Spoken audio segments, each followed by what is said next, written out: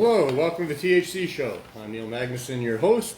This is a show where we talk about truth, hope, and change with respect to THC, or more accurately, our plight for reasonable, easy access to cannabis. So, when it comes to truth, what is truth? Truth is beauty. They say truth is poetry. They say the truth is out there. It's definitely subjective, although it can at times be stranger than fiction. The proof is in the pudding in many cases, and the truth will set you free. Well, the truth is the game has been rigged since the beginning, and that the odds are stacked against us. And the truth is we just want to be free, and love is the answer. And the truth is that we've been traveling down this road for a long time. Those of us that are involved in trying to legalize cannabis, that's a journey that we are still on.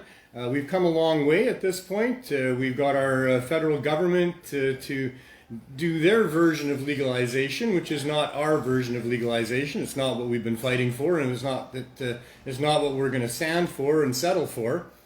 But this is the plight that we've been on for a very long time here. We've been supplying cannabis high-dose edibles on the downtown east side, for example, for 4 years to try to help people get off of opioids. But other places have been doing similar things for an even much longer length of time, and yet the battle continues. Even though the evidence has been pouring in, more evidence every day, more studies released showing the efficacy of cannabis for a huge variety of different things, but certainly those things that we consider medical cannabis and medical situations. And these days with the overdose epidemic going on, it's very, very important that people have access to cannabis. On Vancouver Island, Ted Smith with the Victoria Buyers Club has been providing cannabis, high-dose edibles, topicals, flower for 24 years. They recently had their 24th anniversary over there. And yet because of legalization, they're threatening to close him down. Now the provincial community safety unit, so misnamed, that's for sure. They do nothing to make communities safer by taking away access to medical cannabis. But they've now threatened the landlord of Ted's operation over there, and it looks like they're going to be evicted because of that. So just more oppression by governments that say one thing and do another, that have been lying since the beginning of this whole process to do with cannabis. They certainly can never be trusted, and it certainly is that they can't be trusted with legalization either.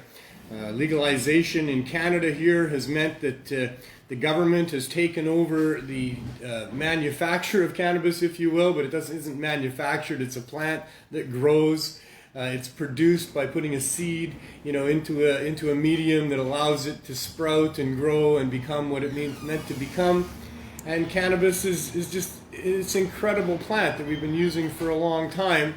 And so here we have a government that has been forced to admit that there's really no harms of any significance to our society or to any individuals from cannabis, even though they started out saying that it caused people to go violent and insane and to rape and to murder and numerous other lies they told about it. They started out telling the biggest of lies, and that's how you can sort of succeed. But it was simpler times back then, and the media ran with a lot of those stories, and the media was motivated to run with a lot of those stories, if you look into William Randolph Hearst and all of that. But it's just been such a horrible, horrific battle of trying to address lies being told to us by people that want to exploit us and sell their shit to us and keep us from being free human beings and using this amazing plant for so much that it'll do for us. And Ted has been fighting against that for a long time on Vancouver Island there. It's been 24 years. They have such an amazing track record. They've gone... they've never hurt anybody. I mean, I don't know how many injury-free days they've gone, but it's like in the thousands, I'm sure. And there's just no justification for it whatsoever. I mean, they came in and they said, okay, we're going to legalize weed for you. Well, they weren't saying we're going to legalize weed the way you want us to. They said we're going to legalize weed, and actually they did say they were going to do it the way we wanted. That Trudeau did talk about the the prices were going to undercut the underground market and put it right out of business and all those kind of things. And if they had done that, if the cannabis was better and cheaper than anything you could get on the underground marketplace, then I'm sure that they'd be very successful. But in fact, it's been quite the opposite. So this legalization in Canada here is completely wrong as far as the activists are concerned that have been fighting for legalization. It still continues to bring criminal penalties against people for simply growing plants. It brings those criminal penalties against people for anybody who wants to sell this or trade this to somebody else. And in fact, trafficking, has a very broad definition that includes a lot of things. And so it's just been wrong for a long time. We've been fighting it for a long time. In New Jersey, they've got legalization there now, where the government has brought in cannabis regulation. And I mean, that's kind of in the crux of it, is what the difference is what was on the ballot and what people voted for was to legalize marijuana. And what they end up getting is regulated cannabis. And regulated cannabis brings with it the continuing criminal penalties for people who are involved in selling and growing marijuana,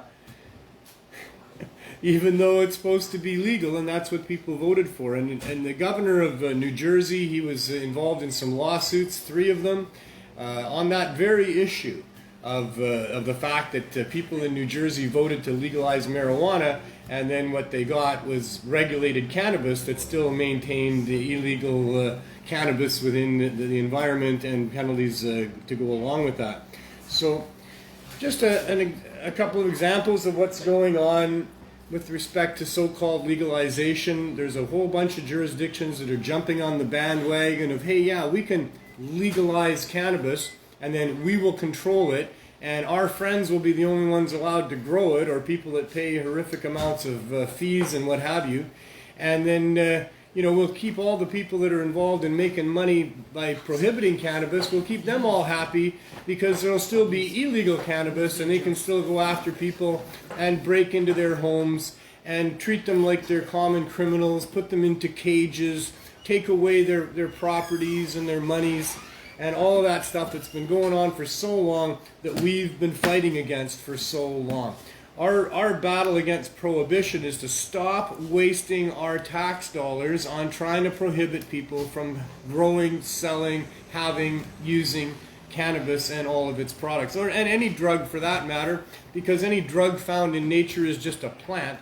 And the whole idea of government is not that they own you and they own the plants and they will decide which of those plants you can have and which ones you can't have and all of that kind of stuff. All of this is completely wrong. All of this has been going on for a long time, and that's what we've been fighting against.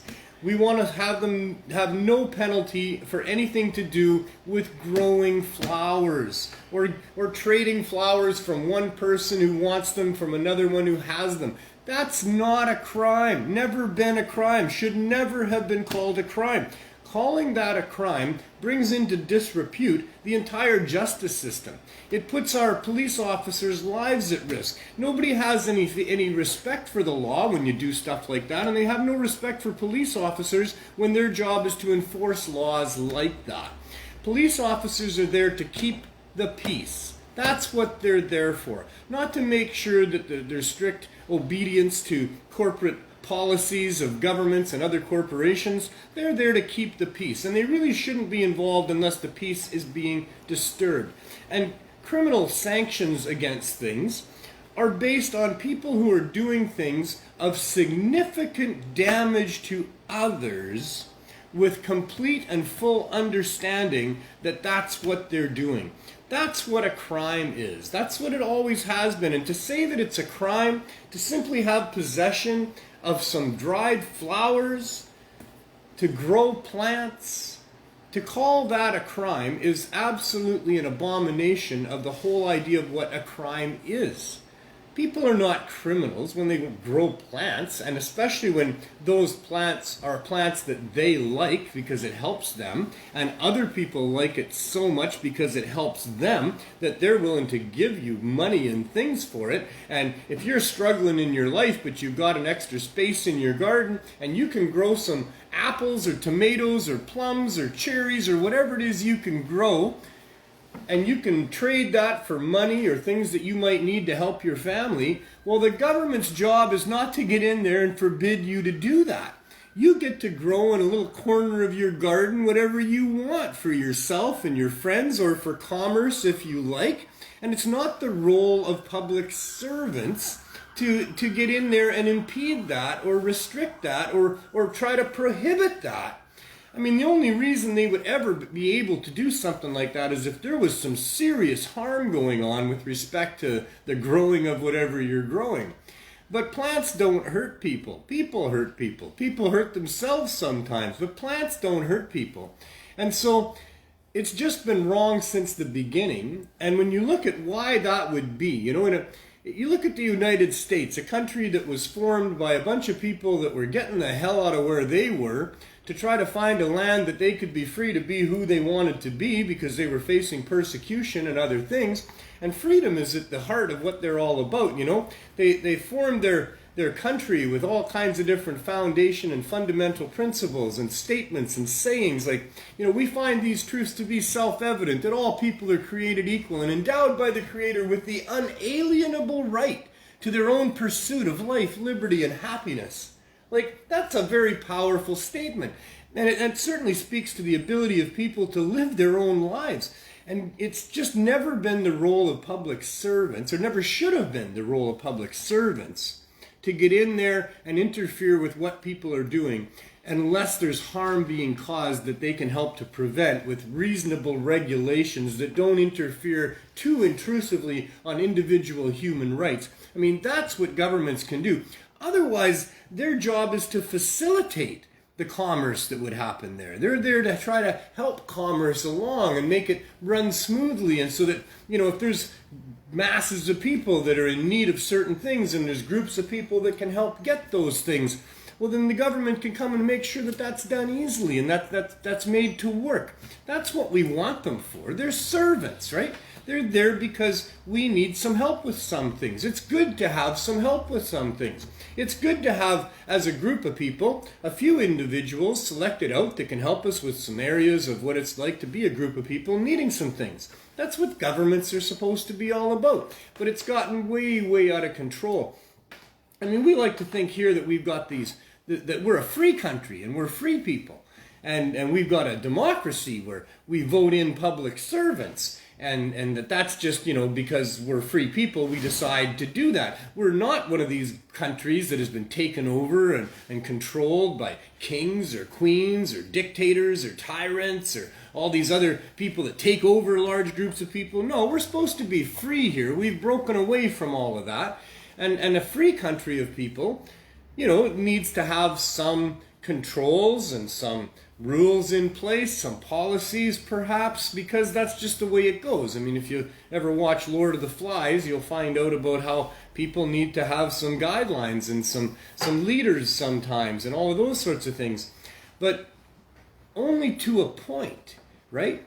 Because a leader is only your leader as long as you decide to follow him. Leaders aren't good leaders if you have to follow them, and if you don't, you're going to be punished or executed or exiled or whatever. I mean, that's not freedom, and that's not a free country, and we're not supposed to have that going on here. But what we've seemed to have accepted as peoples is that our democracy, our government of public servants are actually like short-term dictators, kings and queens, that they get to be an authority and they get to make whatever laws they want, and then they can implement and enforce those laws, and we all have to obey them, like as if they were some sort of royalty, or as if they had some sort of military backing that we were all afraid of, because they'd come in here and taken over our country by force, and now they were in charge, and there's guys with machine guns on every corner, and they got surveillance cameras set up everywhere, and we all just have to obey or else. That's not what's supposed to be going on here. What we need to have going on here is that we are free people. We are clever, smart, free people. And we want to have some governance that makes sense. We want to have some schooling of our children that makes sense. We want to have some health care that makes sense. We want to have a structure of roads and some reasonable laws that make sense. And there's ways to do that we've been working on for a long time. I mean, this is not a new idea. I mean, we had, this idea of people governing themselves and public servants helping them with that goes back hundreds of years. And those ideas of how to do that have been forged in fire and evolved and changed and tweaked over hundreds of years. I mean, we're not far away from understanding all of that stuff. We could do this, but we're being controlled by the few people that have most of the resources, most of the leverage, and the history of having controlled masses of people for a long time. These dictators and tyrants and kings and queens, and really it's, these days you could probably correctly identify them as the corporate elite, the financial elite, the people that have the billions and trillions of dollars that are on some other level than ours, and they are running the show here. And it doesn't matter if we've put together a democracy where we're supposed to have public servants and we're supposed to be the masters of our fate. It doesn't matter to them because they've had ways to co-opt that system and get in there, and they are now using it to their advantage and always have. They've found the loopholes and they use them, and they've managed to manipulate us over time through the media and through many other ways of doing it into just accepting this situation that we have here, where every 4 years, or whatever the term is at the time, we elect into place a 4-year rotating dictatorship of groups who really feel like they own us and act like it. And they've managed to protect themselves with legislation that insulates them from any charges we might bring against them. There's systems in play that allow them to do what they do, and it's very corrupt, without us being able to actually take them to court and prosecute them on how much damage they've done by harming so many people, by bringing in legislation that was simply designed to benefit the rich and their elite friends and the people that are really pulling the strings here. We've allowed our system to be corrupted and co-opted by these financially elite people, and of course they've done it because that's what they do, and that's what they would do, and it's probably what you would do if you were financially elite too. But the fact that that's what financially elite people do doesn't mean that they should be able to do it, and it shouldn't mean that we just accept that and that we accept rules and things that make us subject to them, because we're not subjects, we're citizens, and we people are individually sovereign, and that's how we need to be treated. I don't know why my alarm didn't go off today, but it is 4:19. I haven't missed it, so get it ready if you got it, and moments from now it'll be 4:20. And as always on the show for 75 episodes, I don't think you've missed too many. No, I've only missed 2, I think. Okay, I think you've missed one less than me. Yeah. That's so good. Glenn Wells, good to see you. 8 out of 10 Glenn from CannaMatch.ca. Sounds like the government's bullying us. Yeah, man, right? That's what's been going on for a long time. Is that a good segue or what? It is, because tomorrow's anti-bullying day. Yeah, so get out there and stop your government from bullying us. Yes, we should not put up with being bullied by public servants. Exactly. That's for sure. Yeah, and the cannabis community has been severely bullied for decades by these public servants. Yep. Yeah. You got a light? You got one. Bullying comes in many different forms, Glenn. Oh, it does. There's bullying at school, there's bullying at work, there's bullying in your relationship. You even be bullying with your brother and sister, because there's always an alpha, right? So is it all bad? No. It's not all bad. It's not all bad, no. No, you can be bullied to do... But it can be very bad. Yes, it can be very bad, It can really affect a person's entire life at times. Yeah. So there's a time and a place for some bullying. I think we need to encourage each other to be better, and sometimes the way that gets done, to do that. And it gets done all the time, and sometimes we should intervene and sometimes we shouldn't. And what we should do is really try to educate people about how not to be bullied, more than anything. Yeah. Stand up for your rights. If you think that something is wrong, ask a question. Don't be afraid to ask questions. And don't be a bully either. Right? Yeah, don't be a bully, government. Be persistent, be enthusiastic, be passionate about what you believe, and stand up for what you think is right and wrong, and speak truth to power, and all of those sorts of things. But I think we all know what we're talking about when we're talking about bullies, and it's a negative connotation of somebody who wants something from somebody else or wants to just feel the power over somebody else, and does it in a way that's destructive and not constructive. So we need to address that. I'm glad we have a day for that, because bullying we didn't have when I was growing up. Me neither. And I was one of those kids that would always try to get out of school early so you could run home before the bully would get you, right? And it's like we can't do that for our government. It's like we can't get ahead of our government and steer them the way that we want them to go, right? So my biggest bully was at home. Yeah. My dad was quite a bully. Yeah. But he meant well, bless his heart, he meant well. But I didn't like bullies because of that. Yeah. And there was a couple guys at school. I wasn't very big, and I got, bullied a little bit. Yeah. I don't know if I I'd say. think we all have experienced some. Yeah, I mean, I certainly got targeted because I was a little smaller than some of the other guys, and I looked like I was an easy target. And for a while, I became a little bit of a religious fanatic. My parents are right-wing Protestant Baptists, and I went through a bit of a conversion thanks to an evangelical tent meeting thing that came through. And for a little while there in grade 7, I was walking around the halls of Riverdale Elementary carrying a Bible. And, I guess you got bullied then, eh? And by grade 8, I had one guy, Mike Fancy. Hi, Mike. I'm sure you're watching. Mike was a real tough guy. He had muscles. I don't know. I asked him if he worked out, and he said he really didn't. But I mean, the way he was built in grade 8 was something else. And he used to punch me all the time, because he knew that I wouldn't do anything about it. He had learned that. I guess I'd have said that. Yeah. Probably, I tried to be honest Yeah. and turn the other cheek, But one day my dad found out that I was getting punched pretty severely, pretty regularly by this one particular kid. And I explained to Dad why that was happening. It was because, it's not right to hit back. And Dad said, oh, no.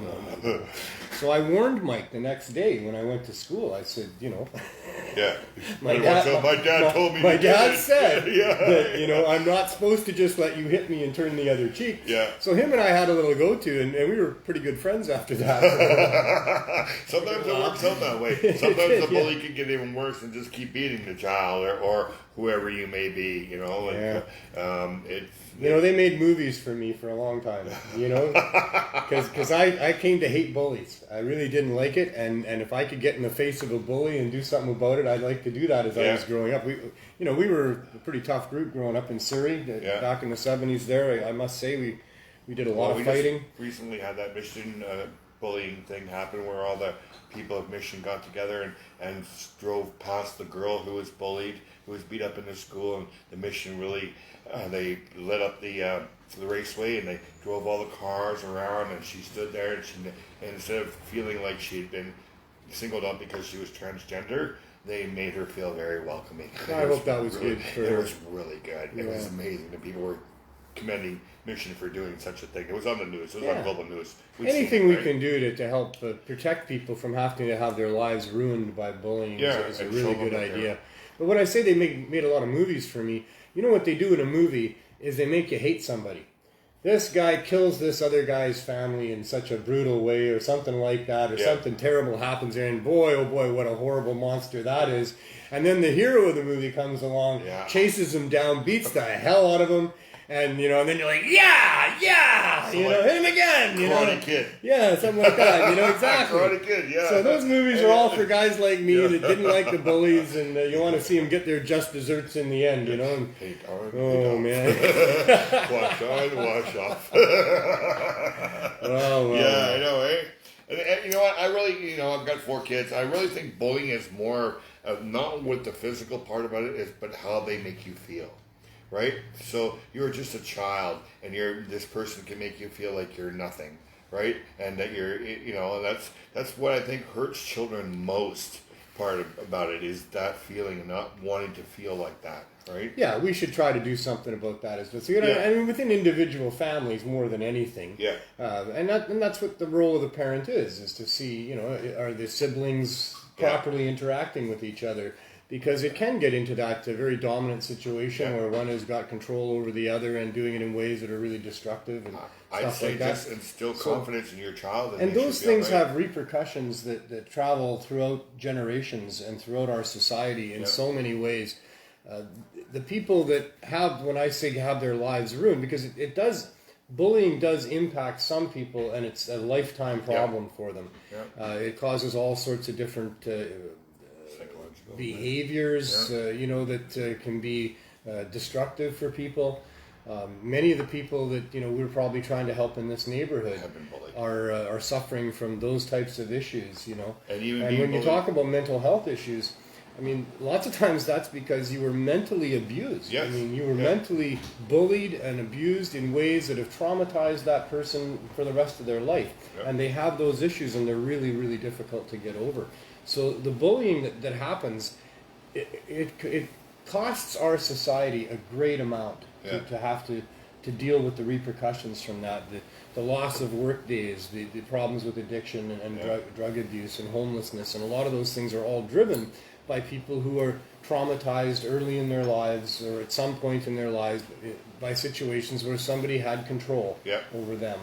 And so we really need to respect each other, and we need to try to root out, as best we can as a society. We're doing something about it now anyways. At least the kids are actually standing up and helping other kids in school, whereas before they used to just stand around in circles and cheer you on and stuff like that, right? So in the 40s and 50s and even into the early 60s, there was very little help for anybody that had gone through that. And a lot of people were going through that. Even the 70s and 80s. Alcohol, but by that time there was books that had been written, there was programs that were in place, there was a gaining knowledge of that this was an issue for our society. A lot of people are suffering from this, and it's really causing a lot of problems for us.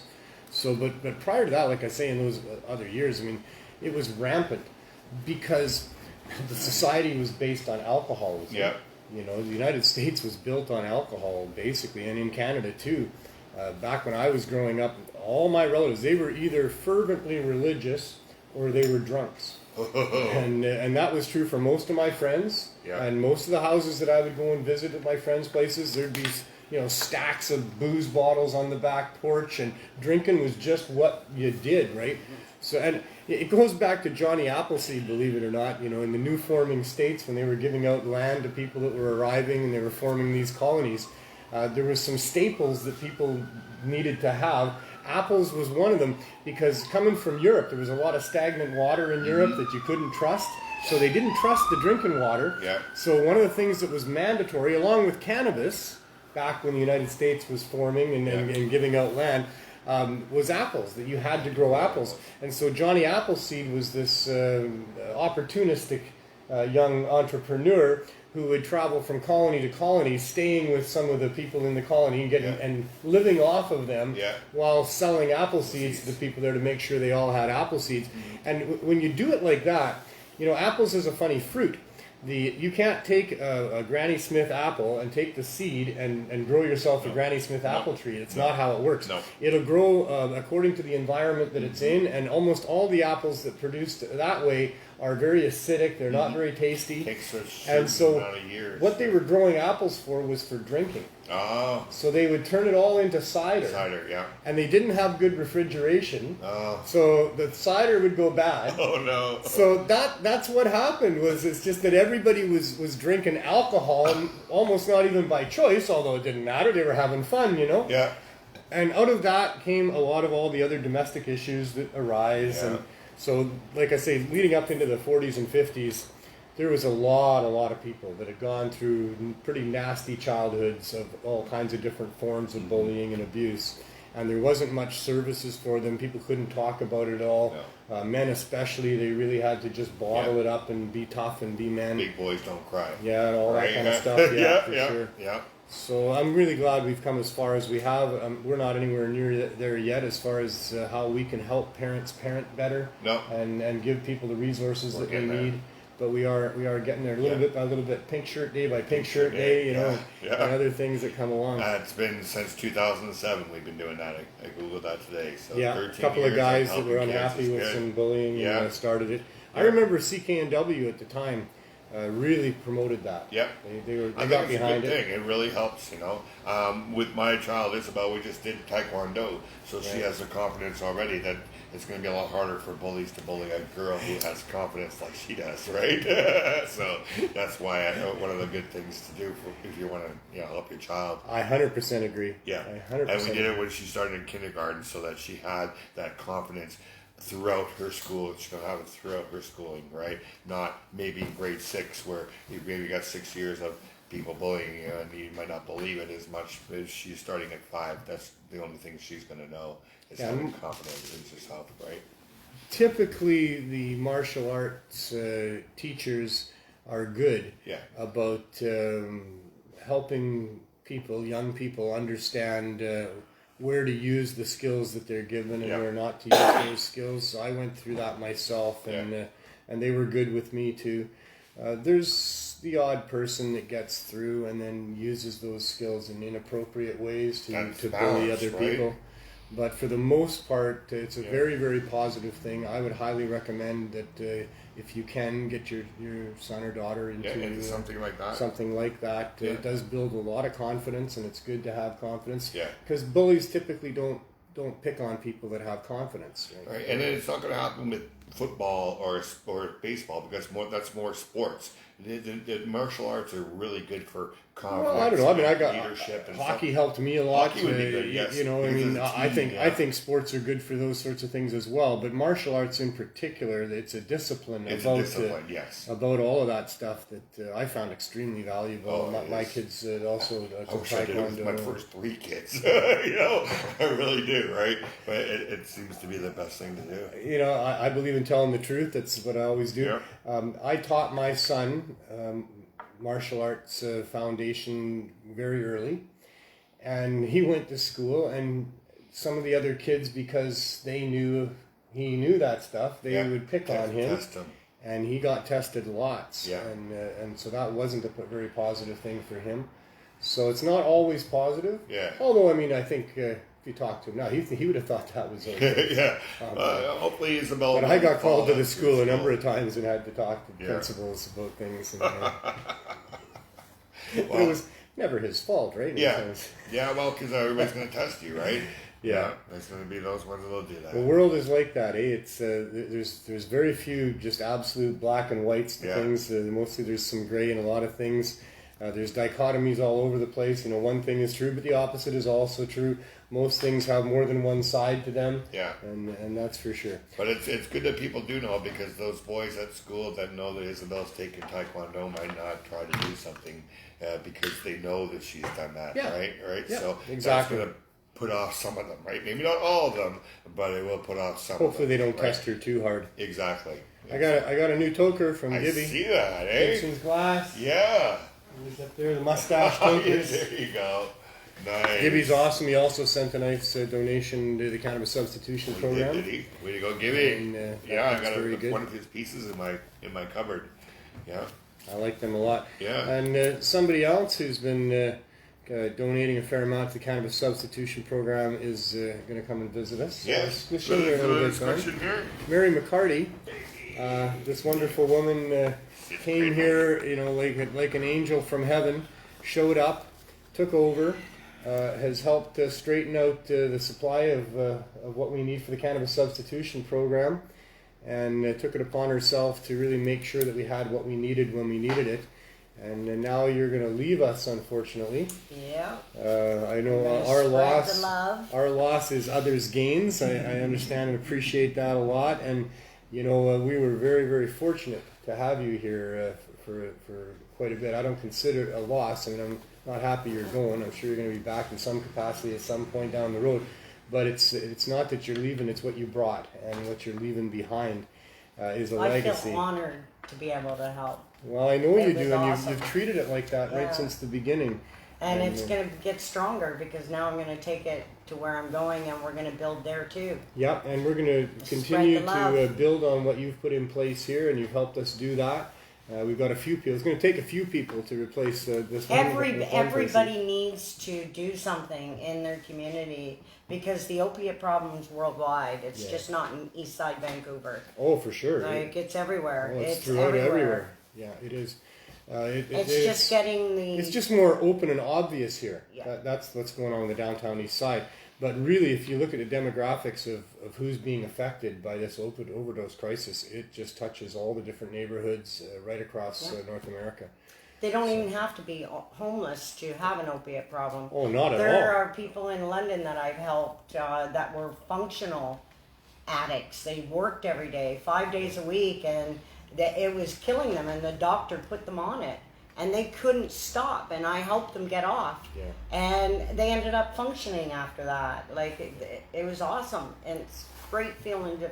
And that's why it touches all these different demographics. Yeah. Is because people in all these demographics are prescribed opioids for different things that happen to them, and then when they're taken off those opioids, if they're not weaned off them properly, they end up continuing to use. But now they're getting it from their friends and family. Yeah. They're getting it out of medicine cabinets at their friends' places when nobody knows, or now they're on the streets. Yeah. And that's when they become very vulnerable to what's going on with the street drugs. Or and they end addiction up dead. is tough. Or they end up dead. Like there's even people that the doctors. Sure, even without the fentanyl Yeah. overdose, tainted things, people die of opioid overdoses on a fairly regular basis. But what happened to the street supply is it became tainted with fentanyl 5 years ago, and it's never stopped. And so that means that when they're going to the streets to get what they're going to use, they're at risk of that. And it's so, I mean, people need to appreciate that it's not as easy as you might think it is. You know, it's not just like, well, hey, they don't have to do it. They could just stop now. No, Don't they do it can't. again, you They know. can't. But it's not that easy. You can call it addiction, or you can call it whatever you want. I mean, addiction's a bit of an explosive word for some people. But what the truth is that it's not easy to stop right away. If you just stop the opioids that you've been using for a long period of time, there's a whole bunch of physical symptoms that happen that make it extremely difficult to not do anything to use some more to put off those symptoms. It's literally going through hell and worse. So Coming off is worse than staying on. Mm-hmm. Oh, So yeah. most of them Oh, for choose sure. to stay on because they don't want to come off. Yeah. But if they have a program like what you have and we're gonna have, that helps. It I've is. seen it help. Oh, I've had so many so many people people. come up to me and to thank me. Yeah, say that Because cannabis it saved helps their them. life. And Yeah. Yeah. Yeah. And the government will pay for your drugs for you to stay on, right? And they won't pay for you to get off, right? They won't even let us make it available to people, you know, Yeah. what we're Yeah, with doing. your pharmacy But program, absolutely, right? they'll Yeah. pay to have you switch over from these opioids to these opioids, Yeah. and you know, Yeah. and what's cost happening money. there is so your you body. got cut off of your opioids because the doctor decided that it was becoming a problem, and they didn't want to get in trouble, so they cut you off of your Cold opioids. turkey. In a way that doesn't work. Yeah. So you're continuing to use, and now you're into that for a while, and now you're into a poison drug supply, and now you can go back, and your doctor's going to put you onto some other opioids. Yeah. You know, so that's a way to get back on the opioids that the doctor cut you off of, is to go onto the streets and buy them there until you get into a program where the government will now pay to get you some other opioids so And that you can cannabis continue works. using them. Cannabis But what works. we're offering, obviously, is a way out of that. Because it's those withdrawals that you can get through with high-dose cannabis edibles that makes this program what it's all about. And so people need to have that as an option, and it needs to be public knowledge that high-dose edibles used properly can get through withdrawal and offset the use of the opioids and other street drugs that people are using, and they can do not just as much as what those other drugs are doing for people, because they do things for people. It's not just that you're horribly having to use these things every day. They do experience things that they like. There's the crack cocaine rush that you get. There's the meth high that you get. There's these other things that people get. But you get better than that on cannabis high dose edibles or concentrates because it's cannabis. So you're buzzed. You're feeling great, and Even getting the oil and eating it straight up. Yeah. It's even better. Well, if that's, you don't have all that sugar or whatever you're eating as the edible. It's the You're getting fentanyl it of straight weed is up. what that is. That is. And it's the best. It's Well, for the those best. people, I mean, if you really want to get zonked out, if that's what your goal is, if that's what you need for yourself or want for yourself, cannabis can do that for you. Yeah. You know, the high dose edibles, and like Mary says, in the best form, in the oil form, that just a little speck on your wrist will be enough. I mean, you can really get. I pray a cannabis rehab center. Like I'd love to. There must be that in the start future. up something like that and have it going because I know it'll work. I know it'll work. For sure. But if you did that, the government's going to force that center to use their weed. Well, Right? So whenever you involve a rehab center like that, the government's going to have their foot and say, you can't give them stuff that you're growing in your greenhouse at your center. You have to give them the stuff. Well, we'll see, Glenn, because that is the battle that we're under. That's where I differ from you. I think positive. There are ways around it. Yeah. You just got to find that way. Right now, people can grow their 4 plants. Yeah. And they should grow more, and by if the it's way. a rehab center, But- these people are signed in for up to a year. Yeah, because medical patients can grow far more than that. They can grow their 4 plants in the room. Well, and as medical patients, they can grow a lot more than that. You can get the green oil machines and supply We them can where have they a can co-op. make their own medicine right But there. if you're in a center, There's so many ideas. In a room, you wouldn't be able to do that because they say it's per address. 4 plants per address. No, 4 designated That is growers per address, and, No, I and a meant medical the 4 plants. the 4 plant thing. There's all different ways you can do it. And the All 4 different plant thing doesn't apply to people that are using it for medical purposes that have that sort of clearance. And we would have doctors on board that are understanding these things, so that we can have medical licenses where there's 4 people being grown for in a particular complex, and they can grow hundreds of plants per medical, person. it's not recreational. And use it in the so high it's concentrations. different, too. I was thinking Medical is different than recreational. And the other thing is we're fighting this with, I hate to use the word fighting. Well, we're just waiting for the government to construct the mechanism that will allow us to be able to license the people that we've been using. We've been demonstrating for over 4 years that our suppliers provide a safe supply. We test everything that we put out there as well. And so from trusted sources, we're using tested cannabis. These people should be easily licensed to be able to supply us. So it should be easy to get a license to supply a medical cannabis place like ours. We should be able to use the medical licenses that people get because they have medical issues and doctors support those. And there's the 4 plant per person that just anybody can grow, and they can always donate some of that product to the Or they could the have a project. designated grower. Yeah. Well, it would be nice if we Like, could it's make all- Neil a designated grower in a certain spot, and then the person gets their prescription, and the rest can come to the CSP and help other people because he's doing the growing, right? So she's right anyway. That there are ways around this. There are all kinds of ways around it, but you don't want to advertise the ways around it. No. You just want to do it. Yeah. Just go out there and do it. Yeah. Put your plan together and go do it. We'll see if they'll let us do it. You make 'em. We Well, that's do. what we're make trying 'em. right now. We also You make 'em. see, Man, that's great hair now. I speak for a number So of do I. people here. Vandu is an organization I've been working with for a long time, and the spirit of it is that if it needs to be done, you do it, right? Yeah. And so that's where we're at. We'll see if they will allow it. Yes. But that You is need really money almost for sure. irrelevant Yeah. because You it has to be need done. money You do it. backing you. You I need definitely need powerful that. people. Well, because I you wish. need a building that you own. Yes. You know what I mean? And you got to reach out to people that have money. And if somebody's got a couple billionaires in their pocket, Boy, that'd that be nice. We believe, need one. Yes. that believe, they have to truly believe. They have a Saudi billionaire right now that's backing a lot of the. Hey, buddy, how's it going? Excuse me while I put my button in shot. Photobombed by the That's cat. backing a lot of the government stores. He's involved with promoting those things because I guess he believes that there's big money to be made in selling cannabis through the government that isn't stores. the one you want to believe, though. Well, You I know. want them to believe they're going to make a profit. So if you have $1 billion but and they you'd like to aren't support going us, to. They're going to do it for the cause. that's to what we're help hoping the for. people.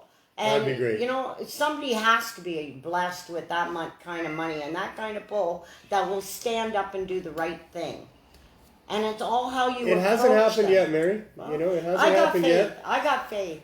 I have faith that we're going to get this done. It's going to happen. But so far, we haven't done it with the help of billionaires. We've done it with the help of a whole bunch of really good people that have been willing to step up and do things.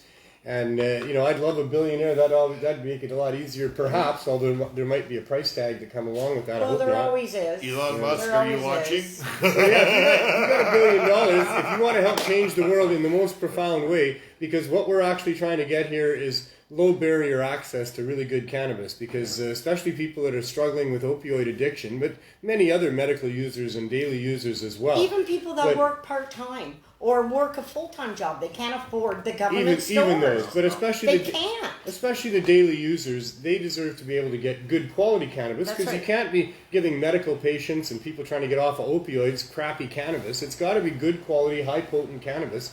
They need to be able to get that at reasonable prices and in reasonable ways, and that's the battle that we're in right now. This is the quest for the community-based low barrier cannabis store. And we're just waiting for Health Canada to give us permission. We've had an application before them for over 5 months now, a very comprehensive application. And along with that application, we sent an emergency application for a ministerial exemption in the meantime, which should be a no-brainer, which should be quickly forthcoming, you would think. But it's been over 5 months, and we still don't have that. So we've been moved from the store, which we're sitting in right now, which was our beautiful store. It didn't look like this at all. And we've been moved into an RV out front because we must continue the program. We have over 250 people that are regular members that come and get 420 milligrams of high-dose edibles every 4 days. We must be available to them. And so we immediately moved into an RV, being evicted for not getting a business license, because the city was demanded that they wait. They made the decision to wait until Ottawa gives us their approval. And that ministerial exemption, the approval that we need to just continue what we're doing until they can figure out licenses, has still not come in over 5 months. So that's where we're at with that. So Mary, Yes. you've been helping us for a while, and we're not going to let you go without telling you that we love you. We love And you. Jen's over there, and Yeah. she's got a card for you, so I'm going to bring her on here. present, So your scrunch on over, everybody. Show a picture. Scrunch on over, everybody. There we I go. drew some nice little hearts and everything. There you go. There. Aw. Jen Nelson, a personal blogger and manager extraordinaire of the Healing Wave. There we go. I'm gonna read out at least the main part to you. Okay. All right. The It main says your part. generous heart, your genuine self. There's so much to appreciate about you. So much so that, we kind of ran out of room and somebody had to write on the back. And I wanted to at least read mine to you. Dearest Mary, you've been a godsend to the CSP, and it's been a pleasure and an honor getting to know you. I'm really gonna miss you. We all are. You're awesome, Mary. Love you to pieces. Yeah. Love Jen and all the kitties. Aw. There we go. I didn't think I was gonna cry, but here we go. No crying aloud. We'll still be in touch. I know. It's all good. It's not gonna be the same. We'll get these exemptions, and you can come down there, help us fight. Thank you. You're welcome, Jen. Yeah, you've been like such a fucking huge part of the CSP the last few months. Like, we've had like a few steady donors that have kept the program going, and it's It's just. gonna keep going. Mary's It's all good. cookies are famous. They get Yeah. asked for all the time. Yeah. Mary's cookies. And you could start a company, Mary's Cookies. Oh, definitely. Oh yeah. And Isabel's asked to drive across to see your mom in Ontario this year, so maybe you can come and my visit. mom. No, her, I was like, my what? mom, I was my like, mom. what? But maybe you can come with us and visit Mary, because London and Toronto's not too far No, away. not far at all. No, not far at all, yeah. So Well, that's you might good to be able hear. to do that, yeah. Or maybe we'll bring Mary back with us. We could do Just kidnap her, stuff her in the Yeah, trunk. just go to London Give her a and couple just, drinks and yeah. smoke in her trunk. No, edibles. That's it. But, yeah, there's always possibilities. It's all good. Yeah. It's all good. Yeah. I think of you like a daughter. You're beautiful. And You're you the know, angel down here, man. So are you. And so are you. So We Canadian. both are. No, you are. No, you are. Take off, eh? You're the best. No, you're the Thank you best. guys so much.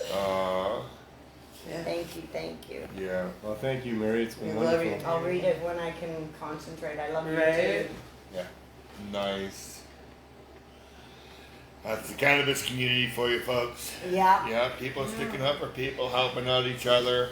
We're gonna have Well, a really well. nice hoodie for you coming up. Yeah, that's what I want. Well, me and Jay, which are from next door, Jayla, ordered a gift for her, just didn't make it yet. Right? So Yeah. that'll go with the Yeah, sweater, I yeah, guess. Yeah, but we've got Like I said, it was some an honor doing it. we got It some really CSP was. hoodies that are coming for But the Mary, that's community. exactly why. The fact that you didn't want anything. Well, You know that's what what I it's mean? about, Like- right? But that's exactly why. You deserve it. Yeah. Yeah, it's Wonderful, all wonderful. good. Yeah. I So- can't wait to expand. Yeah. I've learned so much from Yeah. everybody, and I can't wait to expand it. It's going to be great. And I do have I've always wondered why the good Lord's given me the voice I have, and I've been trying to find the reason for a long time, and it always has been fighting for cannabis, and now I'm just going to take forward what I've learned. Right. It's all led good. to here. It's all good. Yeah, and it's all led to here. And That's right. From here, I think that we're going to have And chapters going of the back CSP to my right across Canada. going back to my hometown doing it is really good because I'm well known there. Right. I've owned businesses there for over 25 years. And you've got some I tentacles. go back 8 generations in that city, so I'm well known. And you've got some tentacles in some other places not too far from there as well that you'll be able to probably influence too, right?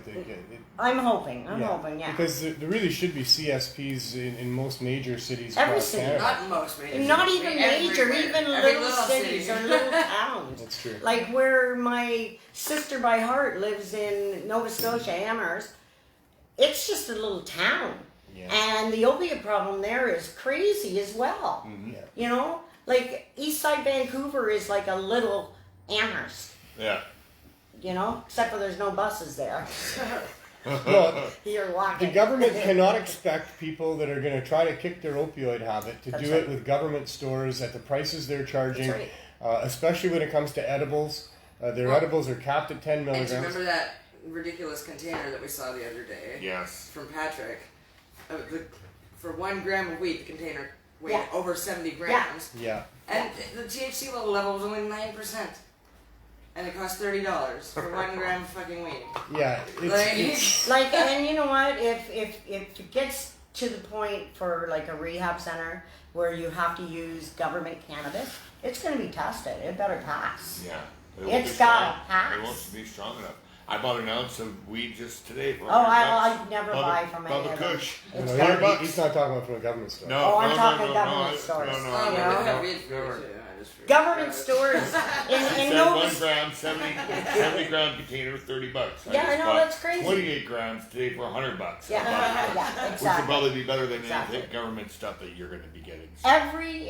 In Nova Scotia and New Brunswick, I'd go buy a licensed producer's store, and they're big and fancy. I'd get on my knees outside it and beg the people not to poison themselves. I had people going, "Oh my gosh, she's gone crazy." I go, "Oh please, don't go in there. Yeah. They're gonna poison you. Go support your local dealer. You know, don't be silly." Yeah, yeah. Support, help a family. Feed them. Yeah. Oh, dear, yes. It's not about helping a family to feed them. It's about getting the right medicine. So in New Zealand, they're saying it's right now it's $400 an ounce. Oh yeah, it's crazy. 3 Wow. times as much. Just like in the USA, like, you know, they're all happy they're legalizing, but they're going to do a Trudeau. Yeah, wow. You know, they're going to be put Except so for many Colorado. Colorado didn't do regulations that. on it Yeah. that it's going to be ridiculous. Colorado didn't do that. You know? Colorado's breaking it in $4 billion a year in taxes that they're Well, but there's collecting. still penalties for pot in Colorado. Yeah. Is there? Yeah. Oh, yeah. Yeah. There's still an underground And there's market there. regulations, and there's there's, penalties for all the pot. garbage that goes with it. There needs to be no penalties for It pot. needs to be That's all. free. Yeah. It's just It a needs to be plant. free. If you want it, you have it, use it. It's an this. essential nutrient. It's been lied It's a about. herb. It's been lied about for decades to Yeah. protect corporate interests. The truth is, this plant is flippin' amazing. It is. It Yep. is absolutely the best and most biomass that you can produce per cubic foot anywhere of anything. It is useful for so many things besides just the wonderful spiritual experience that we get from consuming the magical vapors. It's an amazing plant. Grind So it up and put it we've in your been salad. lied- Yeah. We've been Minimum. we've The been leaves- lied take the to. leaves and add it in your salad. Yeah. We've been lied to for decades about this. The truth is, it's not horrible, it's wonderful. The truth is, this is something that should be encouraged by public servants. They should be helping the people they're supposed to serve get access to this. They should make it super easy. They should send out grow kits to everybody. They should just, whatever anybody wants to grow and sell of this to each other, well, of course. Yeah. It's like if you were in a war and you needed a particular thing for fuel. Yeah. And everybody had a little bit of it, like maybe it's your gold rings, or maybe it's something that you got. And everybody's going to take their little piece of it and put it into the big pot so the whole society can fight and win the war. And this is what's happened. We're in the middle of a war against us with this opioid crisis and other things that actually qualify as well. And here's the fuel to get out of it. Everybody should be encouraged to add to the pot. Yeah. Grow as much as you can. Help your neighbors get it. Yeah. This is what we need. We need more of this in our world. Let's have the bakers bake and have the sellers sell, and let's get it going, folks, because this can help us, and we need help because people are suffering. They're suffering from pain, from depression, anxiety, fear of COVID, fear of government, Cancer. fear of life in general. This can help with that. This can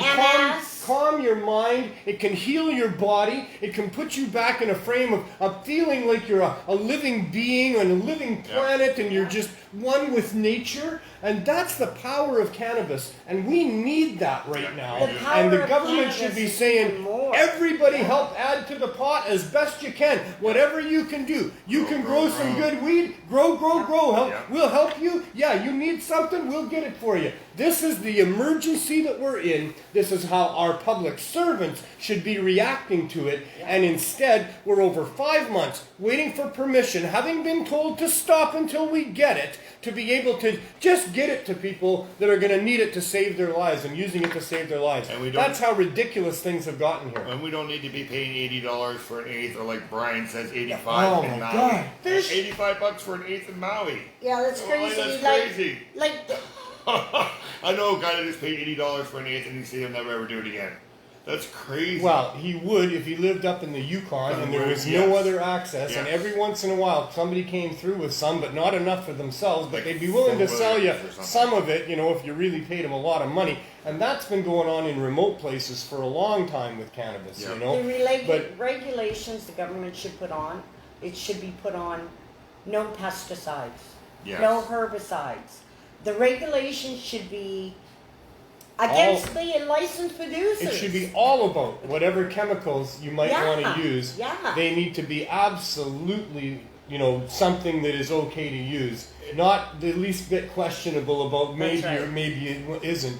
And we don't need to have all of these things that, enhance how fast it grows or whatever. There are ways to do it that don't involve that. But even so, I just don't want penalties for pot. Pesticides, people use pesticides, they use fertilizers. That's okay. If your weed isn't burning the way you want it to burn, don't get any more off of that person, Let the marketplace decide these things. Because even if you're smoking weed that's sparkling and the end is black and hard as a rock and you're not, it's almost nobody's really harmed by that, but you don't want to do that. So when that happens, just don't smoke any more of that. Take note of what the source was, and that guy will stop doing that if people stop taking his product. But to have the government involved and chasing people around with breaking into homes with guns and shit. It's like any business. If it's good, they'll keep coming back. That's right. If it's not, you're going to lose. Absolutely. That's what it is. Let the marketplace decide. What just crossed my mind is that the government gave Pfizer and biotech and all those permission that if their vaccines didn't work, that they couldn't be sued. So why can't they do it for cannabis? Why are they putting all these chemicals and irradiating because so people can't sue them when they can make a rule like that for a vaccine for the whole world? Why can't we do this for cannabis too? Why can't we say whatever we grow, we're not going to be sued for it? Because we know it's not going to really happen because it hasn't really happened yet. But if they could do that for the power of COVID-19, why can't they do it for this plant? And why can't they give us adults, once you're 16 and over, just the ability to make choices for yourself about things? If there's a serious problem in our society, then just warn us about it, and that's what we need, right? But when they do it like this, they drive people to the underground market. They drive people to doing what they're doing. All of this is driven by prohibition. There would be no illegal street drugs if there wasn't prohibition.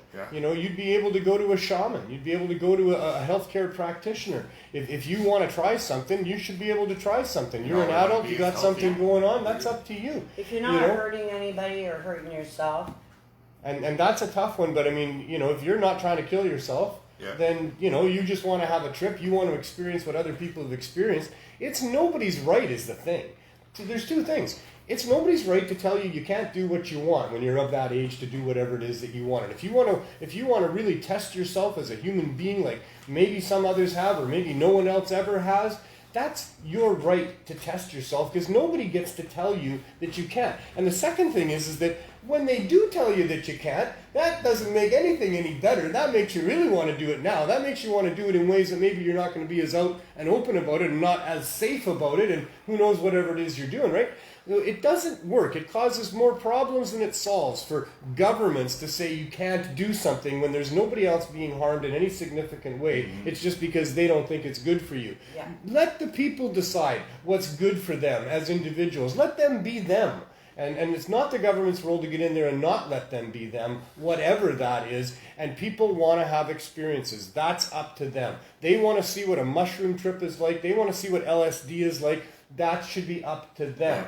And it's not up to the government to say no, because A, they don't even know what's right or wrong for this person, and B, by saying no, now they're going to make it, drive it underground and make it worse. The government should let the people have a safe place to be able to experience that. Of course. You know what I mean? What about the opium dens of the early 1900s? That they Give people Give space. them a safe place Yep. to experience it. And if there's problems, put up a sign. Yep. You know? Or if you need a opium tender or whatever you would call it to understand when somebody's reached a limit, if that's the way it goes, then They know. these are the kinds of regulations you can put in place. But you don't say no, you can't, because they still will. But they're going to do it somewhere underground, somewhere out of sight, without any proper And regulations, then get harmed without the because- sign on the wall, without the opium tender knowing what to do. And you then know. getting harmed because the people you're getting it from is cutting it with other stuff. Right. And then wham, that's it. All harms from prohibition. And you know what gets me is that I've heard that these government people that are working in the stores have to have a bud tender's license. I heard But that too. when you go into the store, they can't tell you anything about what they've learned. They're not allowed So to. why are they making them do this if they can't tell the person this is going to benefit you for Well, sleep? the bud or this tenders is gonna- license, Well, the probably- bud tenders course that they took, the license they got, did not include teaching them about the different strains and their values. It's Just a more, crash course. It's it's more more, like a health- about keeping it safe from children. It's most Yeah. about Okay. how to deal with the packaging, how to answer questions from people when they don't like that they I didn't can't smell it understand ahead that of part, time, and all these other problems that they have. So It's a bunch of yeah, bullshit. it's just they can do what they want to do. That's up to them. If they think that model will fly and be good, then they should be able to try it, except without the protectionism going on around it, right? But ordinary people, we because- should be able to access this easily produced plant without serious regulation, certainly without any criminal or any other types of penalties. Yeah. It should be easily available, and they can have their model if they want, but we get to have our model too. Yeah. Mark Emery said something I thought was very kind of profound there the other day at Greg Williams' memorial show. So sad that we lost Greg. Yes. Greg Williams, if you don't know, Marijuana Man, succumbed really quickly to a serious situation there, and we've lost a great man in that. And one of the things that Mark said there was that we won the legalization battle. We're just now working out the terms of our surrender. So true. And that so far is true, except that I don't think we're done negotiating yet. No. And I don't think that the whole hordes of people that are like-minded from us across Canada that are not going to give up until the government allows us to be able to provide low-barrier access to people that really need it to save their flippin' lives, if not just enhance their lives. Bringing up Greg Williams, I got to meet him. I had the pleasure of meeting him in Saskatoon on my way out here 2 years ago, or a year and a bit. Yeah, it would have been 2 years ago. No, year and a bit. And everybody that's close to him and have learned from him need to take what they've learned and carry it on for him. Yeah, of course. And that's his torch. Yeah. Yeah. Yeah, it and is. be strong and just get out there and do it. Yeah. What you've learned from him, because we're still in the fight. Oh yeah. You know, or the war. It's You know, still a we're war. still in the war, and Yeah, it is. what he's taught over the years, those people close to him need to just continue the fight. Yeah, I think that came out really well during that memorial show. Greg had the longest running Pot TV show, Yeah. 26 years. He was the founder of Pot TV, started it back when that wasn't being done anywhere else. But that came out during his segment, which is on Wednesdays. And are they doing a show, Neil, tomorrow? We don't have a replacement show, but if anyone would like to host a new Wednesday show, I'm certainly all ears. I've got a number of interesting things we can do. Yeah, we will certainly not be stopping anything. But if you're trying to compete with Greg, you're going to have to be pretty under the influence. Nobody Yeah. You're going to have to start It'll with take years to fill those. millions of seeds. But that really did come out during the memorial show last Wednesday, was that we just got to keep doing the work. Yeah. Yeah. That that's who we are. That's what we. That's our identity as a If you movement. truly believe, just continue on. As a movement, what we are is a whole bunch of individuals of a like heart. Yeah. We have a like mind and a like heart. We all have that driving goal that you're talking about. We share that, and we have our own ways of going about That's trying right. to achieve it. And we all just buckle down and do our thing. We've all got our own little ways Be of doing it. united and we and do don't judge. Let that person take it their way. We all meet in the middle. We try to It's support all each other. meeting in the middle. You know, we At reckon the end, we want the same thing. One We hand want, washing the other. we want it free. we support each other in what Yeah. we're doing and recognize the differences amongst us. But we are a bunch of individuals, not any part of a corporation or anything. And it's worldwide, and there's probably millions, I mean at least tens of thousands of people that identify as activists. And we all kind of care about the same things when you get right down to Yeah. it. And we're just all doing what we're doing, and we got to just keep doing what we're doing until we're done. That's And we're right. not quite done yet. No. So You know, we got a ways to go yet. I don't know if it's a Ways to go. surrender, but it's more like a truce. Isn't there a Oh, new I don't know. election coming up soon? well, only in There the, might be. That's It what I depends thought, if yeah. they call them out. well, they can call it any time. Yeah, There's but a lot of it would be posturing going on that 2021 looks or like that could 2022. probably happen sooner than later. Got to make sure they don't bring the machines in. It's, I had to say that. I had to. Sorry. it's all right. It's the world we're living in. All right. They well, always make their way in, though. You know, they promise This- you something, and Yeah. a bunch of people will vote for them, and then they're in there, right? It's just, it's sad. the agenda of the overlords Yes. is ominous and continuing. Yeah. And we can only just hope that we can be a beacon of reason and truth throughout it all, and bring some rationality to the cannabis movement, to Need legalization. activists to stand up and get into politics. Some of that for sure. That has to happen Yeah, for sure is sure. the role of some people. But even to do those that. people can be corrupted by the Oh, corruption. huge, That huge. is We there. just Once need they good get in people. there, yeah. Yeah. That's okay. We just need good people to keep going, to keep coming, keep climbing Yeah. the ladders, keep climbing It'll the Vote for happen. Neil and I. No, I'm not running. I know. I've always told Carl Braun that he should run. Yeah, Carl. Always. Carl. Carl Carl? Braun, There you go. you should run. Isn't he running? Didn't he announce I'm something not like that sure. recently? I think he did. People are trying to talk him into it. Yeah, I think I saw something. I think maybe he's already decided to do something like that. That'd So be that'd cool. be great because Mary's going to support you. Oh yeah, Probably and I'll tell other help you people with your to. campaign. Yes, for sure. Yeah. I'll support him. Yeah. Yeah. There you go. If Mary does, I will. Yeah. Cool, There you cool. go.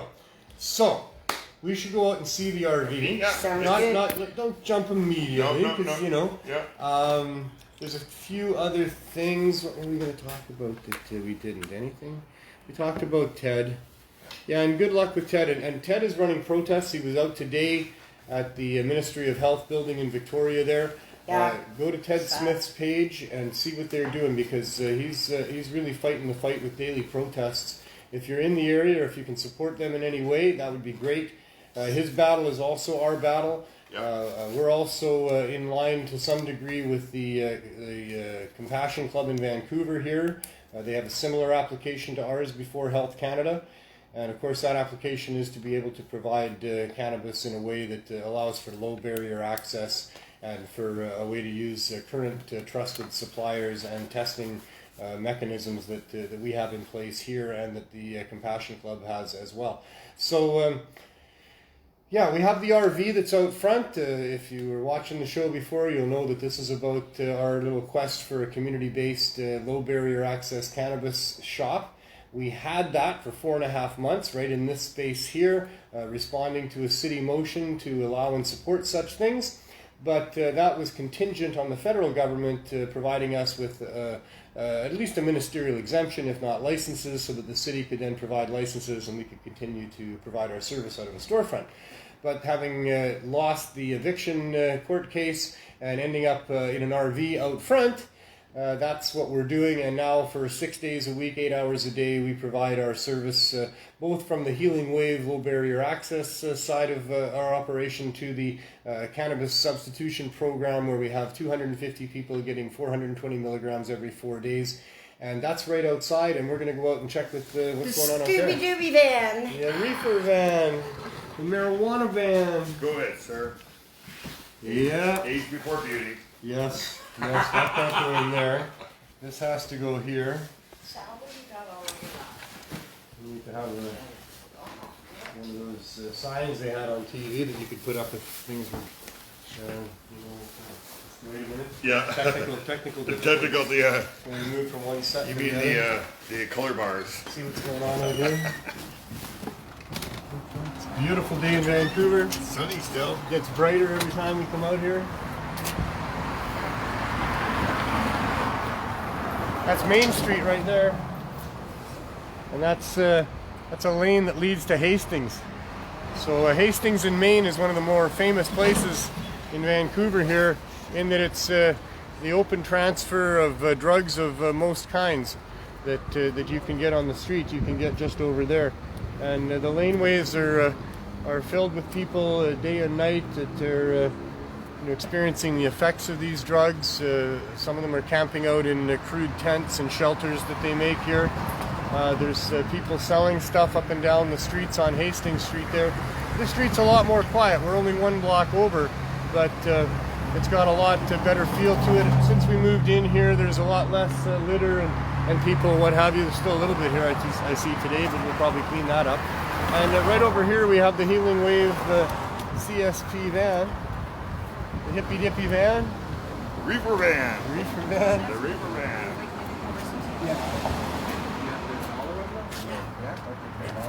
We can get 10 grams.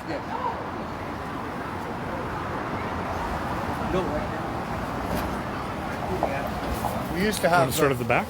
We used to have signs up and we'd have a tent up and what have you, but when the VPD came a couple of weeks after we were forced to move into the van and stole a lot of our stuff and told us to shut down, that was one of their concerns, was we had our signs out explaining what we were doing, and so we had to take the tent down and we had to take the signs down, but we still do have the green leaf in the window.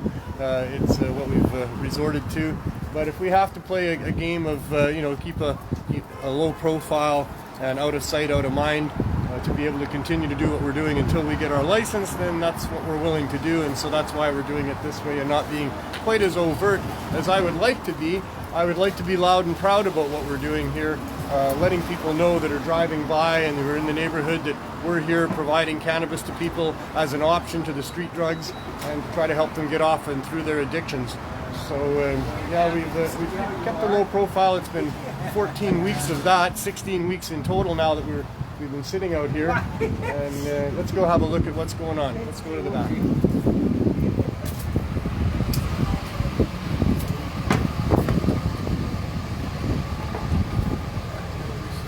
George, what you got today? You want to show the tray? So this is our tray for people that come for the Cannabis Substitution Program. They get, among some other things, they get a selection of all of these different goodies that are here. And 420 milligrams every 4 days is a little over 100 milligrams a day, which is enough of a supplement to people to hopefully, just keep them on track. And we have, the majority of the people that are part of our program report that they're not using any other street drugs, that they're very, very happy that we're here helping them, and that they rely on us to stay the course.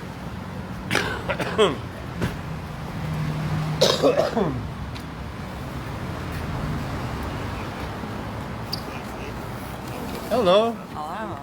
How's it going in there? Good. I spelled it a little. Looks a little cramped. Yeah. Yeah. Hey, Andrew, stand up. Oh, yeah, right. You can't stand Mary's the only one that can stand up. up. Mary can stand up in there. That's right. Where is Mary? Where is Mary? I'm assuming I think she's still outside. She didn't come with us. Oh, maybe that's all. probably knows that we don't all fit in here.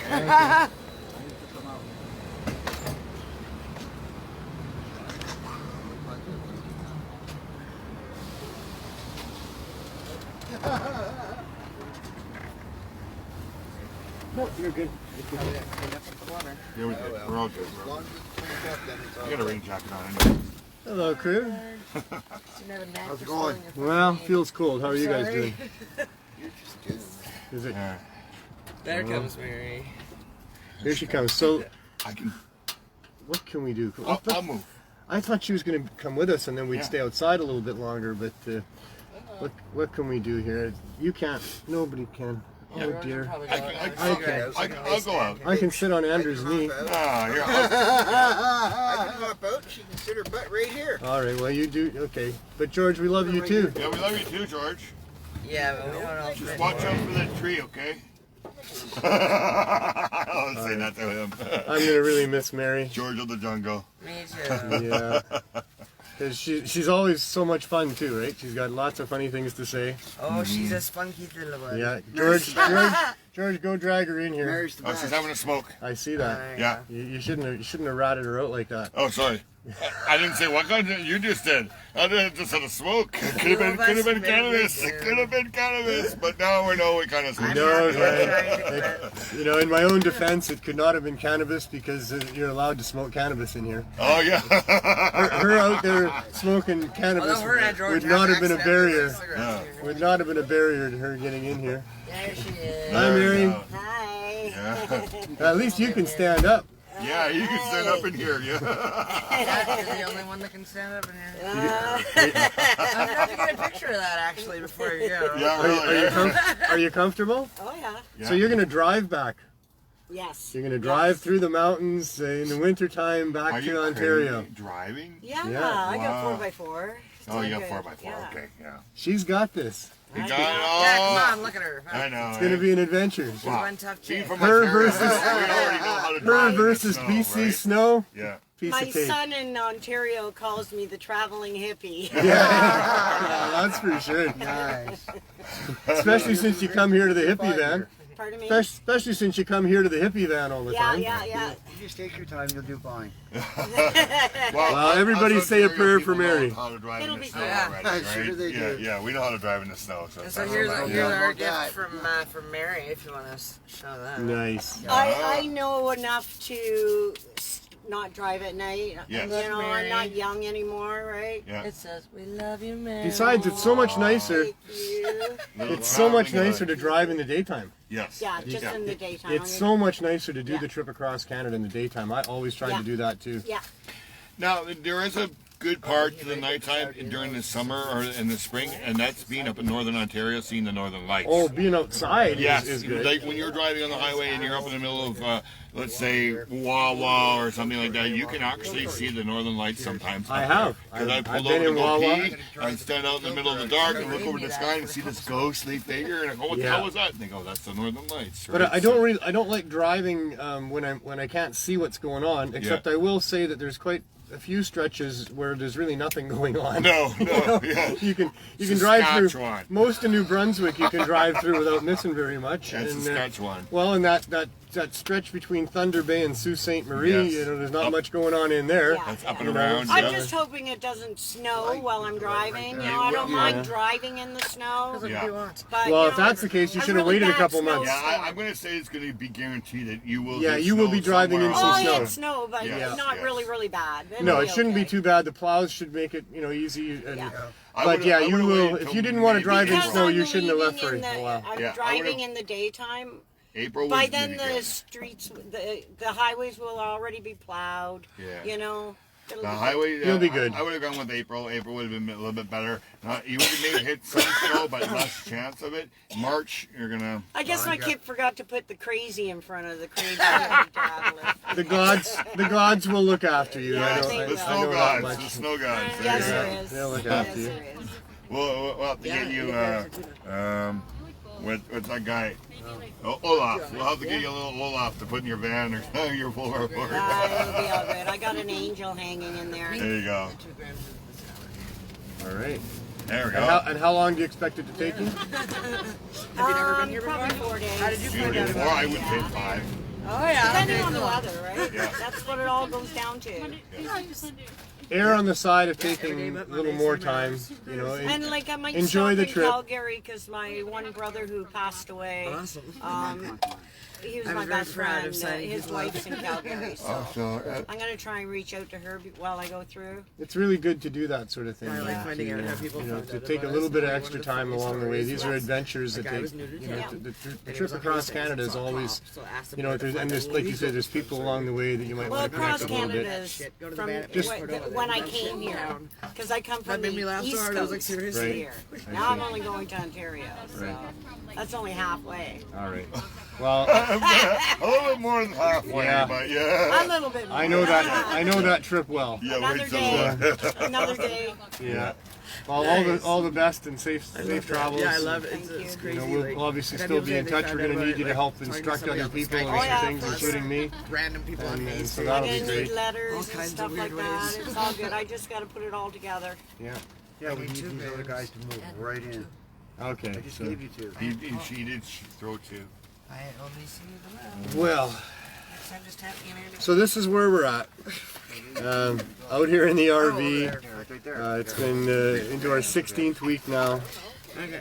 As much as we have fun out here and there's a lot of love, and we're able to provide a lot of compassion and cannabinoids to a neighborhood that really needs those things, it is absolutely ludicrous that we can't be 40 feet away from here in a safer space, in a much more usable space that we were in for 4.5 months, that our public servants are all caught up in, well, we can't give you the license that'll keep the landlord from evicting you until the federal government gives us permission. None of that should be happening. This is ludicrous. It's not like we've come along and we have a proposal and we're getting them to consider it and see if maybe we should be able to try it. That's not what this is. We've been doing what needs to be done for 4 years. We're in our 5th year now of providing cannabis high-dose edibles, large amounts of them, to hundreds of people, and we've hurt no one. We have an amazing track record. There's been dozens and dozens of papers released in that period of time that speak to the efficacy of what we're doing here and the safety of what we're doing here. There is little to no risk to anyone in this community from what we're doing here. There is no need or justifiable reason for government interference or impediments to what we're doing. Because of the track record that we have, the demonstration we've been putting on for all of this time, it should be very clear, easily, to anyone who comes and checks out what's been happening with us, that this is a very good thing. That this is what the community needs in many ways, and we've been extremely successful in saving the lives of hundreds of people here. That should be evident easily and quickly to anybody that would check it out. Our lawyer, John Conroy, did a fabulous job of putting all that information together in a very comprehensive package as part of an application to Health Canada, whose job it is to understand these things.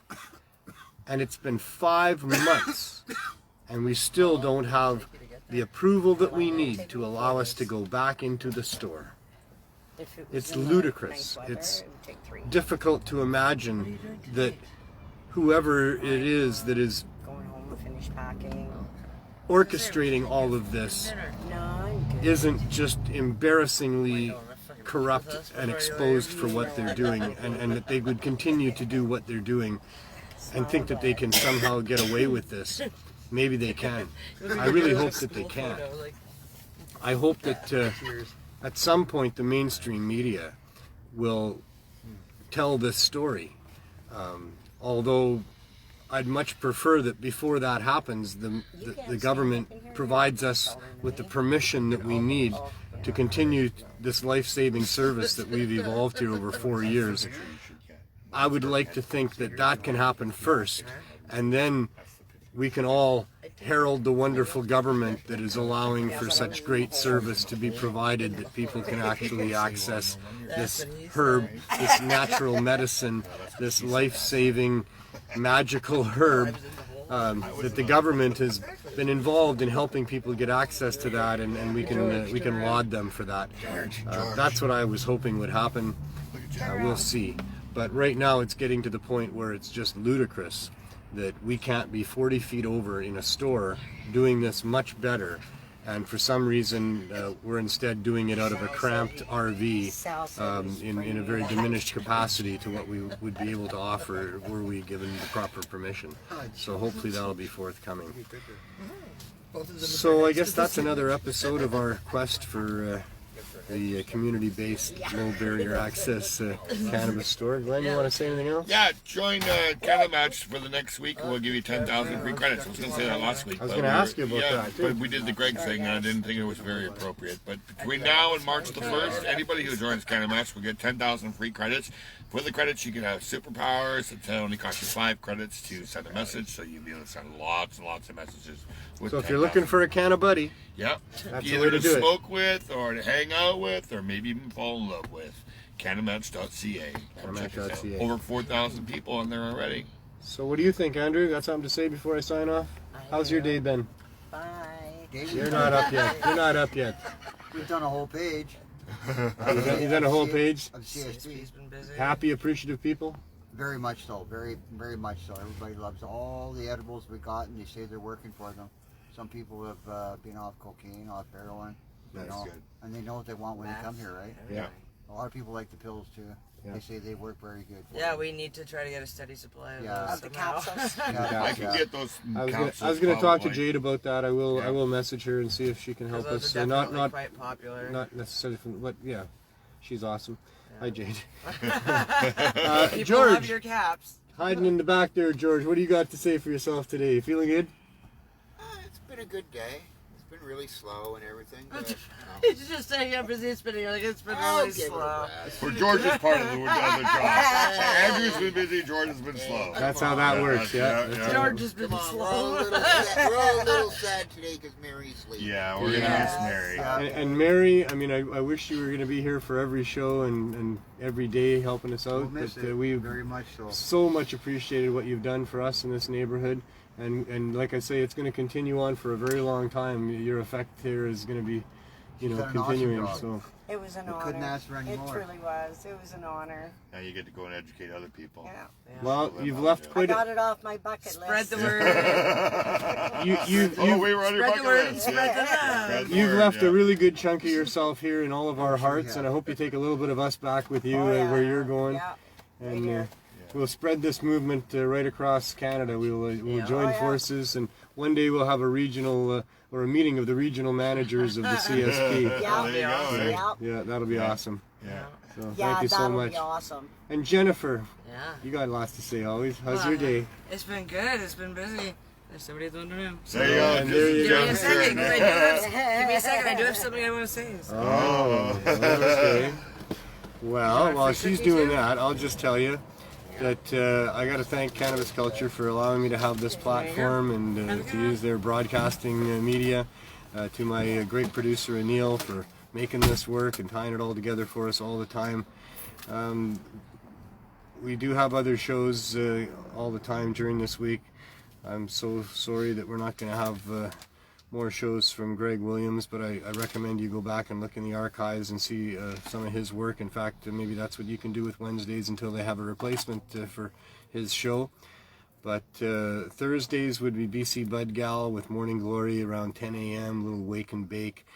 She also joins Carly Marley for the 420 Lifestyle Show on Mondays.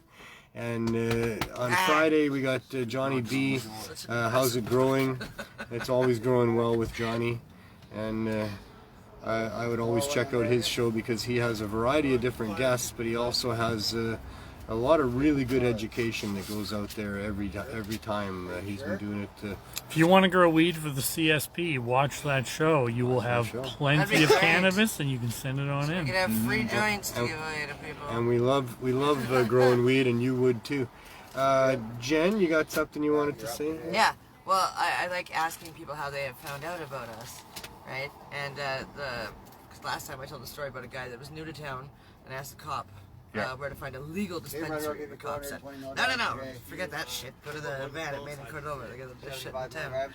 But today it was a young woman that said, she was coming to the shop, and she said the way she found out about us was two old ladies at the park that were walking their dogs over at Grant Park. They told her about it and brought her over. Probably Dorothy. That's fucking awesome. Dorothy doesn't have a dog. And she's not old. She's not old. Dorothy and Toto. If she got a dog, that's what she would have to name it. Yeah. Yes, for sure. That'd be way too fitting. I see. I just have to wear ruby slippers too. Yeah, the Lovely support from the hair. community is really nice for But sure. no, I just love how much word is spreading. Yes. Like we haven't had to advertise anywhere. When you Like, do good, We never that's what have happens, advertised. right? people keep telling their friends or strangers, like you know where to get some weed. Oh yeah, I do. Go to this van. Yeah. They tell two friends. They tell two friends. Well, and won't it be nice when we can advertise, and we can have some other outlets, and Well, and I this do can be an mention outreach some vehicle. things on Facebook. Yes. And I probably shouldn't, but people have thanked me for that because that was something that they were really looking for, and that was really going to help them. Yeah. So It is really important to. Facebook. Like, some shit seems to be fine to post. Other shit I don't know. They seem to very pick and choose what is okay and what's not. But Well, and I don't know who's watching and paying attention, but I do know that what we're doing here is very important. And, it's against the laws at this time to be giving it away the way that we do from the CSP there. We've given away literally tens of millions of milligrams of high-dose edibles in the 4 years that we've been operating. But on the low barrier access side as well is something that we do what we need to do to sustain that. And that is that people need access to cannabis at prices that they can afford. Not everybody wants to be part of a program where they sign up and say, hey, I'm a hard drug user and I'm trying to get off of it, and you've got a program and I'd like some free edibles and here's my ID. Not everybody wants to do that. So they need to have a place where they can discreetly come and get some cannabis, high-dose edibles, go through withdrawal, however they're going to do it, and get to the other side of what's going on with their addiction. And so that it's very, very important that people have a source, an easy accessible source, a discreet source of cannabis in all of its forms. And so we do maintain that. And we'll see what they do. Hopefully they're going to just allow us to do this and give us permission and pat us on the back one day for helping out the neighborhood and making them look good. And we really hope that's how this is going to go. In the meantime, maybe tomorrow will be the day that we get our permission. Every day maybe it's that day. It wasn't today. No. So perhaps tomorrow we'll get our permission from the federal government. Who knows? In the meantime, we'll continue to try to do what we're doing. We'll continue to update you on how we're doing week by week. One of these days we'll be able to change the format of the show back to something other than this because we will have achieved our license and it'll all be over. But until that time, this is the continuing story of our quest for a low barrier access community cannabis store. And I hope that you can find a way to help bring sanity and reason and freedom to your life and to future generations' lives. That there are things that we can all do. We are absolutely multitudes when we put ourselves all together. And a letter here, an email there, and a phone call there. If we were all doing that, it would be enough to overwhelm those people that are, paid to be our servants. That perhaps we could get a little more reason going on than what we've achieved so far. And we need to continue to do that as we fight for our freedoms and for a reasonable world to live in. So thanks for watching. Thanks to everybody that has helped us get to where we are. Thanks for whatever you're going to do to help get us farther. And as you go through life, really cherish your life. Enjoy the times that we have. Time is precious. Life is precious.